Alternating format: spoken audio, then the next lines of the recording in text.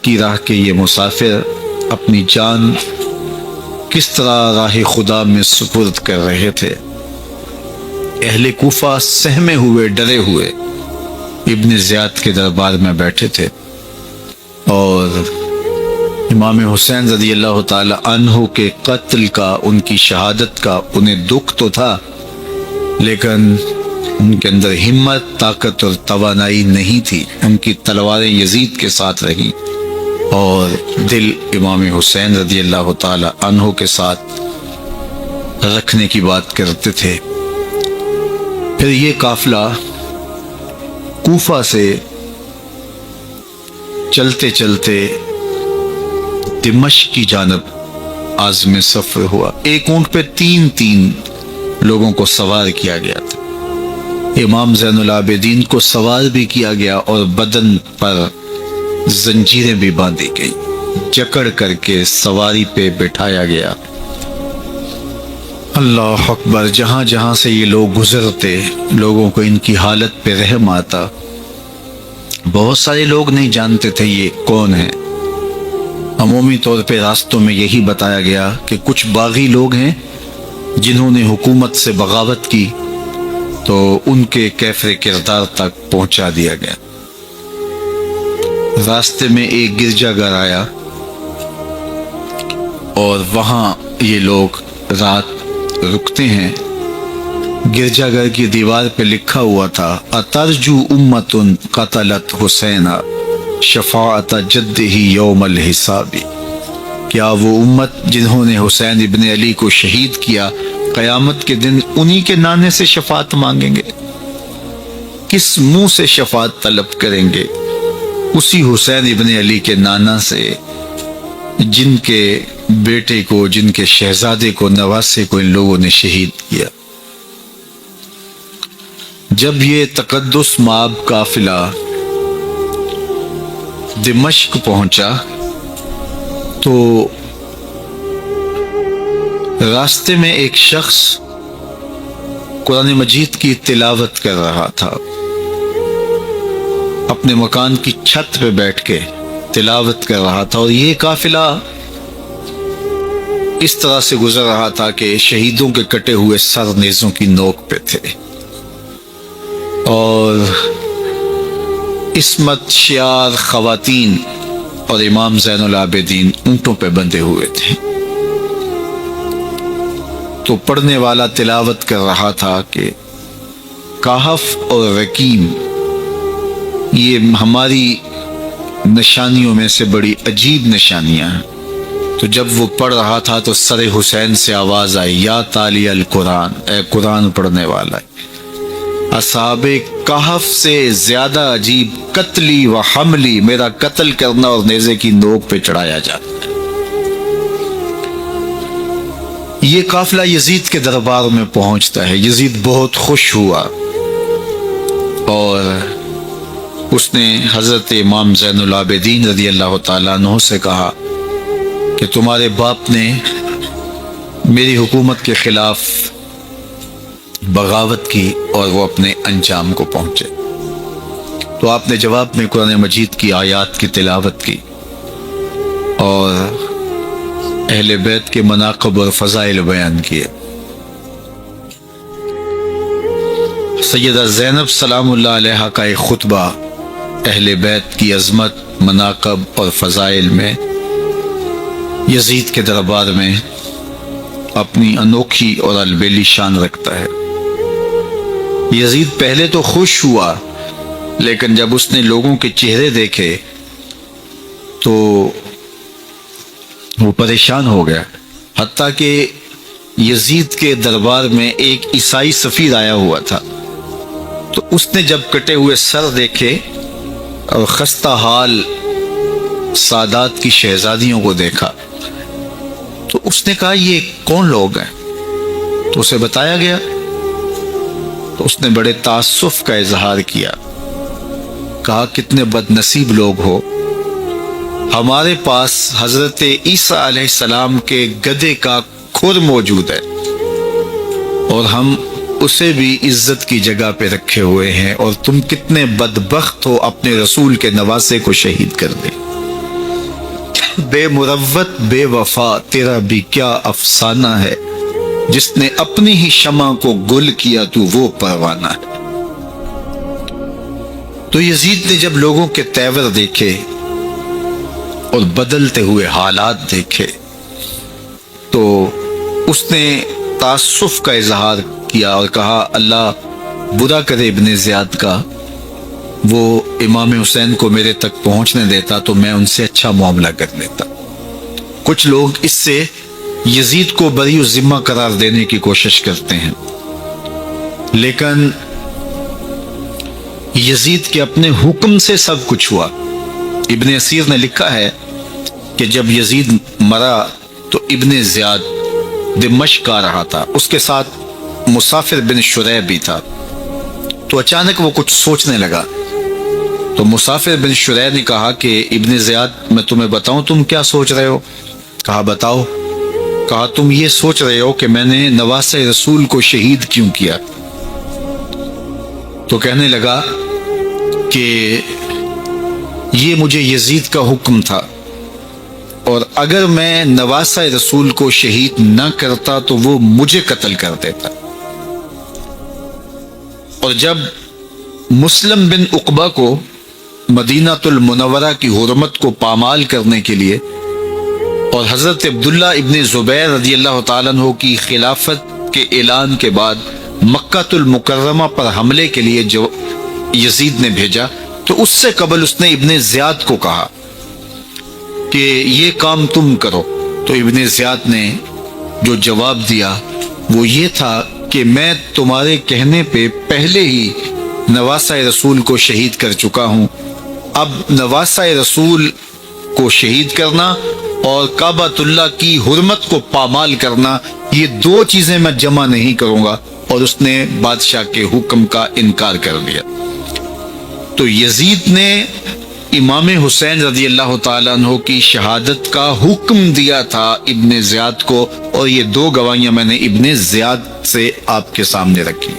باقی اس کا یہ سیاسی پینترا کہ وہ تعصب کا اظہار کرے، تو قاتل کی پشیمانی مقتول کی اہمیت تو بڑھا سکتی ہے، لیکن قاتل کے دامن سے قتل کا داغ نہیں دھو سکتی۔ تو حضرت امام حسین رضی اللہ تعالی عنہ کا قتل یزید کو اب نظر آ رہا تھا مجھے بہت مہنگا پڑے گا، آخرت تو برباد ہوئی ہی ہوئی، دنیا بھی میں نے برباد کر لی اور میری حکومت بھی مستحکم نہیں رہ سکے گی۔ تو اب اس نے یہ کہنا شروع کر دیا کہ خدا برا کرے ابن مرجانہ کا کہ وہ راستہ دے دیتا اور امام حسین کو میرے تک پہنچ دیتا۔ حضرت امام زین العابدین سے اب وہ لجاجت کرنے لگا اور کہنے لگا کہ حضرت آپ کچھ ارشاد فرمائیے۔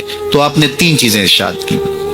آپ نے فرمایا ایک تو ہمیں خیریت سے مدینے بھیج دو، اور دوسری بات کہ قاتلان حسین کو ان کے کیفر کردار تک پہنچاؤ، اور تیسری بات مجھے دمشق کی جامع مسجد میں خطبہ جمعہ کی اجازت دو۔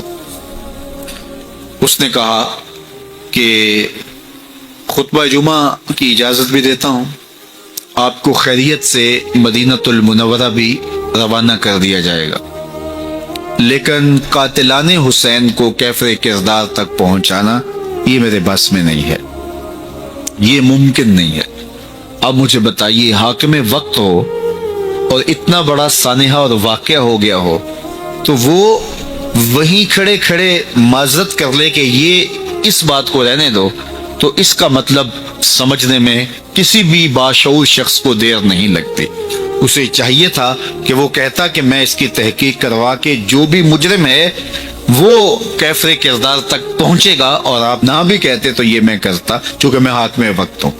لیکن اس نے فوراً کہا کہ یہ ممکن نہیں ہے، تو اس کا مطلب کیا کہ مجرم میں خود ہوں، تو میں اس سے جو ہے وہ بچنا چاہتا ہوں۔ تو اس نے حضرت امام زین العابدین کو کہا دو شرطیں تو قبول ہیں، لیکن یہ تیسری شرط قبول نہیں ہے اور یہ ممکن نہیں ہے۔ تو یہ واضح اس بات کا اشارہ ہے کہ یزید کے حکم سے، اس کی منشا سے اور اس کے کہنے سے حضرت امام کو شہید کیا گیا، اور اس نے حضرت امام حسین رضی اللہ تعالی عنہ کے مبارک لبوں پر چھڑیاں بھی ماری اور آپ کے دانتوں پر ضربے لگائیں چھڑیاں. وہ تو ایک صحابی وہاں موجود تھے جو کھڑے ہو گئے.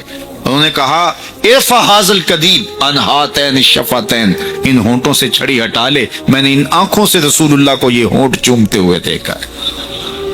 جس طرح ابن زیاد کے دربار میں ہوا تو یہاں بھی ہوا. اللہ اکبر. تو یزید اپنے تئیں خوش تھا، لیکن لوگوں کے احتجاج کی سکت نہیں لا سکتا تھا کہ نواسہ رسول کو شہید کر دیا گیا. تو وہ یوں اپنی بات کو چھپانا چاہتا تھا اور بات ابن مرجانہ ابن زیاد پہ ڈالنا چاہتا. لیکن ابن زیاد کہتا ہے کہ اگر یزید کے کہنے پہ میں امام حسین کو قتل نہ کرتا تو میں قتل کر دیا جاتا، اور میں غزوہ کعبہ اور قتل امام حسین دونوں کو جمع نہیں کر سکتا. لہٰذا اب میں یزید کا یہ حکم نہیں مانوں گا، اس نے پہلے مجھ سے بہت بڑی زیادتی کروائی. یہ تاریخ کی معتبر کتابوں کے اندر موجود ہے. اب یزید نے کہا دو باتیں مان لیتا ہوں، آپ کو مدینہ المنورہ بھی رخصت کر دیتے ہیں، اور دوسرا آپ کو مسجد دمشق میں خطبہ کی اجازت بھی دیتے ہیں. اللہ اکبر. یہ وقتی تصرف تھا اس کا، ورنہ یہ کون ہے اجازت دینے والا؟ ممبر تو حسین ابن علی کے نانے کا ہے. خیر مسجد دمشق میں گئے، لوگوں کا ہجوم تھا. حضرت امام زین العابدین ممبر پہ جلوہ فراز ہوئے. خطابت تو ان کے گھر کی لونڈی ہے. تو جب آپ نے کھڑے ہو کر کے خطبہ دیا اور فضائل و مناقب اہل بیت بیان کیے، لوگوں کے سینوں کے اندر آتش محبت اہل بیت کی جوش مارنے لگی. یزید ڈر گیا کہ اگر کچھ دیر خطبہ جاری رہا تو کہیں ایسا نہ ہو کہ لوگ میرے خلاف اٹھ کھڑے ہوں. تو اس نے مؤذن کو اشارہ کیا اور وہ اذان دینے لگا. تو اس نے کہا اللہ اکبر اللہ اکبر. تو حضرت امام زین العابدین نے کہا اس میں کوئی شک نہیں کہ اللہ سب سے بڑا ہے. پھر کہا اشہد اللہ الہ الا اللہ. تو امام زین العابدین نے فرمایا کہ ہم نے اس بات کی اپنے خون سے گواہی دی ہے کہ اللہ کے علاوہ کوئی معبود نہیں ہے. پھر اس نے کہا اشہد ان محمد رسول اللہ. تو حضرت امام زین العابدین نے یزید کی آنکھوں میں آنکھیں ڈال کے کہا یزید دیکھ، اذان میں تیرے نانے کا نام ہے یا میرے نانے کا نام؟ تو حسین ابن علی رضی اللہ تعالیٰ عنہ کا نام کبھی بھی مٹنے والا نہ. زیاد کا وہ ستم رہا نہ یزید کی رہی وہ جفا، رہا تو نام حسین جسے زندہ رکھتی ہے کر. یزید نے امام حسین رضی اللہ تعالیٰ عنہ کو راستے سے ہٹا دیا. اس کا خیال تھا کہ یہ باغی ہیں اور میں ان کو کچل دوں. حضرت امام حسین شہید کر دیے گئے، ان کا خاندان شہید کر دیا گیا. صرف 14 سال کے امام زین العابدین رضی اللہ تعالی عنہ اس حادثے میں، اس واقعہ میں جو ہے وہ بچے. اور سب سے زیادہ دکھ اپنی آنکھوں سے انہوں نے دیکھے. کربلا کا منظر بھی دیکھا، کوفے کا دارالعمارہ بھی دیکھا، اور دمشق کا دربار یزید بھی دیکھا، اور پھر یہاں سے مدینے پہنچ کر اہل مدینہ سے جو سامنا ہوا امام زین العابدین نے وہ لمحے بھی دیکھے. کہتے ہیں اس واقعہ کربلا کے بعد حضرت امام زین العابدین کبھی ہنسے نہیں تھے. جب بھی پانی پینے لگتے تو رو پڑتے، انہیں شاید سکینہ کی پیاس یاد آ جاتی تھی. امام زین العابدین کا رنگ زرد ہو جاتا جب کربلا کی یاد آتی، اور بسا اوقات شہر سے وحشت ہونے لگتی اور دور باہر نکل جاتے اور جا کر کے وہاں خیمہ گاڑ لیتے اور مہینہ مہینہ وہاں ذکر و فکر اور عبادت میں لگے رہتے. امام زین العابدین کے ہاتھوں میں ہتھ کڑیاں، پاؤں میں زنجیریں، اور اونٹ پہ باندھ کر کے جب حضرت امام زین العابدین کو شہیدوں کی لاشوں کے قریب سے گزارا گیا تو غشی پہ غشی طاری ہو رہی تھی امام زین العابدین پہ. اور وہ گھڑیاں بھی امام زین العابدین پر کتنی دردناک تھیں کہ جب شہزادیاں اونٹوں کے ساتھ باندھی گئی تھی اور امام زین العابدین اپنے بابا کا سر اپنے سامنے چلتا ہوا دیکھتے تھے. اور یہ دردناک لمحے کہ جب رات کی گھڑی آئی تو زینب سلام اللہ علیہ نے دیکھا کہ زین العابدین کے آنسو نہیں تھمتے اور ان کو غشی پہ غشی آتی ہے، تو وہ آگے بڑھ کے ان کو اپنی آغوش میں سمیٹتی ہیں اور کہا زین العابدین کیا ہوا؟ کہا کہ پھپھو جان اگر ہو سکے تو تو بابا کا سر کچھ دیر کے لیے میری گود میں نہیں آ سکتا ہے. وہ وقت بھی امام زین العابدین پہ آتا ہے جب زخم اور درد اور دکھ حد سے تجاوز کرتے ہیں تو زین العابدین مدینہ کی طرف منہ کر لیتے ہیں اور حضور کی بارگاہ میں ہوا کے ہاتھوں پیغام بھیجتے ہیں. ان نلتا یا ریح الصبا یومن الی ارض الحرم بلغ سلامی روزتن فیہا النبی المحترم یا رحمتا للعالمین ادرک لزین العابدی محبوس عید الظالمی فی الموکب والمزدحم. امام زین العابدین نے یہ سارا دردناک منظر اپنی آنکھوں سے دیکھا اور یہ سارے دکھ سہے. امام زہری کہتے ہیں کہ ولید کے زمانے میں دوبارہ امام زین العابدین کو پکڑ لیا گیا اور ان کے ہاتھوں میں دوبارہ ہتھ کڑیاں اور پاؤں میں بیڑیاں ڈال دی گئیں. میں ملنے گیا تو جو ہی امام کے ہاتھوں میں ہتھ کڑیاں دیکھی تو میرا دل ڈولنے لگا اور میری آواز گلے میں دب گئی اور آنسو تھے کہ تھمتے نہیں تھے. تو امام زین العابدین نے مجھے دیکھا تو مجھے تسلی دیتے ہوئے کہا زہری کیا ہوا تمہیں؟ تو میں نے کہا حضرت کربلا میں تھوڑے دکھ دیکھے تھے اور اب یہ حالت مجھ سے دیکھی نہیں جا رہی. تو امام زین العابدین نے ان زنجیروں کو اور ان ہتھ کڑیوں کو جن سے آپ جکڑے گئے تھے جھٹکا دیا، لوہے کی زنجیریں ٹوٹ گئیں. کہا زہری ہم اللہ کی تقدیر پہ راضی ہے ورنہ یہ زنجیریں کیا ہوتی ہیں. امام زین العابدین کو اللہ نے عزتوں سے نوازا تھا. ہر دور کے حاکم وقت ڈرتے تھے اور ان کی عزت سے حسد کرتے تھے. ولید بن عبد الملک بنو امیہ کا بڑا تگڑا حکمران گزرا ہے. ایک دن طواف کرتے کرتے حجر اسود کے سامنے آیا، اس کے دل میں آیا کہ میں حجر اسود کو بوسہ کروں، لیکن رش اتنا تھا کہ آگے بڑھنے کی ہمت نہ ہوئی اور پیچھے ہٹ کے کھڑا ہو گیا کہ رش کم ہوتا ہے تو میں حجر اسود کو چومتا ہوں. اتنے میں امام زین العابدین رضی اللہ تعالی عنہ وہ بھی طواف کرتے کرتے حجر اسود کے قریب آئے. ایک لمحے کے لیے توقف کیا، لوگوں نے راستہ چھوڑ دیا. امام زین العابدین آگے بڑھے، حجر اسود کو چوما، پھر آگے بڑھ گئے. ولید بن عبد الملک کو بڑا غصہ آیا کہ لوگوں نے میرے لیے تو راہیں نہیں چھوڑی اور زین العابدین کے لیے راہیں چھوڑ دی ہیں. تو وہ اپنے درباری شاعر کو، فرزدق کو جو اس کے ساتھ کھڑا تھا، اس کو پوچھتا ہے من ہاذا، یہ کون ہے؟ حالانکہ اسے پتا تھا یہ امام زین العابدین ہے.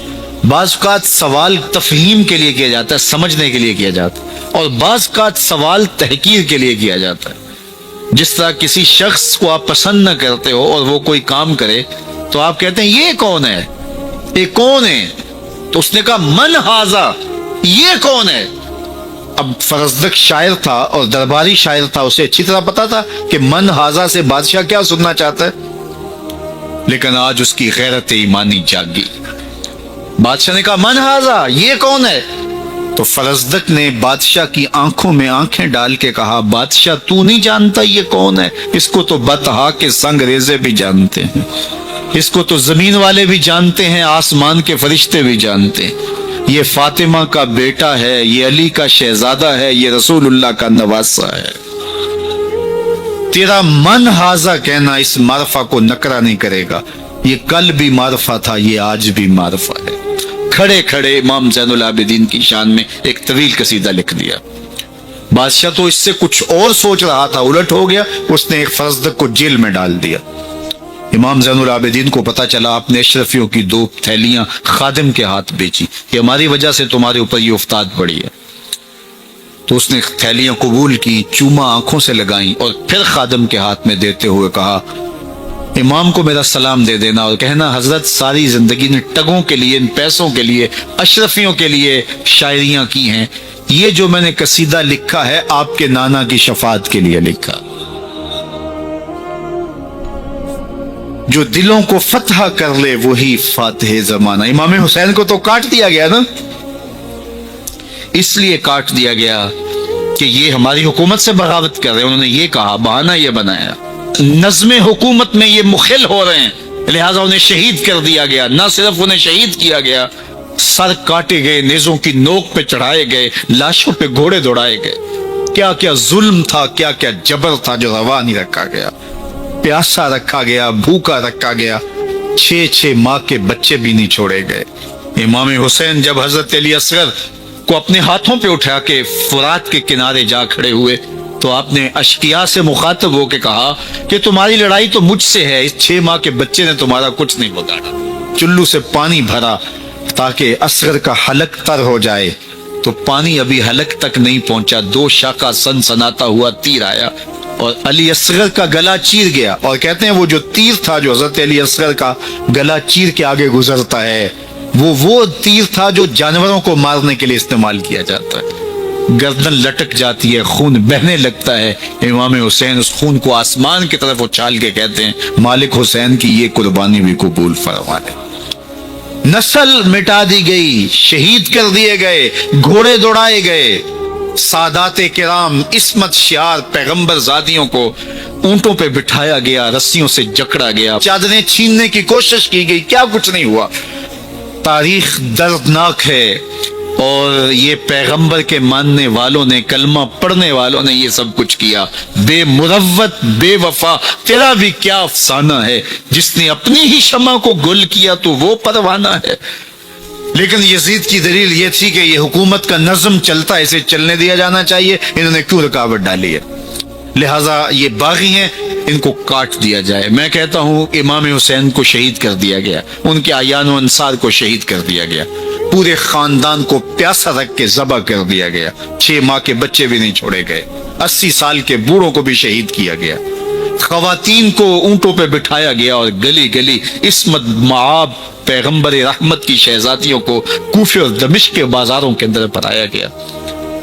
تو مجھے بتائیں اس کے بعد یزید کی حکومت نے کیا کیا، ان کا کیا کارنامہ تھا؟ کتنے محدث پیدا ہوئے، کتنے مفکر پیدا ہوئے، کتنے جرنیل پیدا ہوئے، کتنے صوفی پیدا ہوئے. کون تھا جو ان کے تخت و تاج اور ان کی حکومت جس کو بچانے کے لیے اتنا بڑا حادثہ کر دیا اور پیغمبر کے بیٹوں کو شہید کر دیا؟ تو کیا پھر اس حکومت نے کیا یزید نے؟ یزید کا اپنا بیٹا تخت پہ بیٹھنے کے لیے تیار نہیں تھا.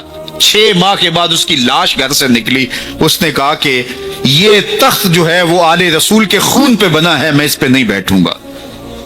اور رسوا ہو گئے. اور یزید جس کو زوم تھا کہ میں اتنی بڑی سلطنت کا مالک ہوں، اس کو بچانا ہے، اس سلطنت نے اسلام کے لیے کیا کیا؟ مجھے بتاؤ. کون سے جرنیل پیدا کیے، کون سے حکمران پیدا کیے، اس نے کون سے توانا لوگ پیدا کیے، کون سے محدث، کون سے مفکر، کون سے مسلح پیدا کیے.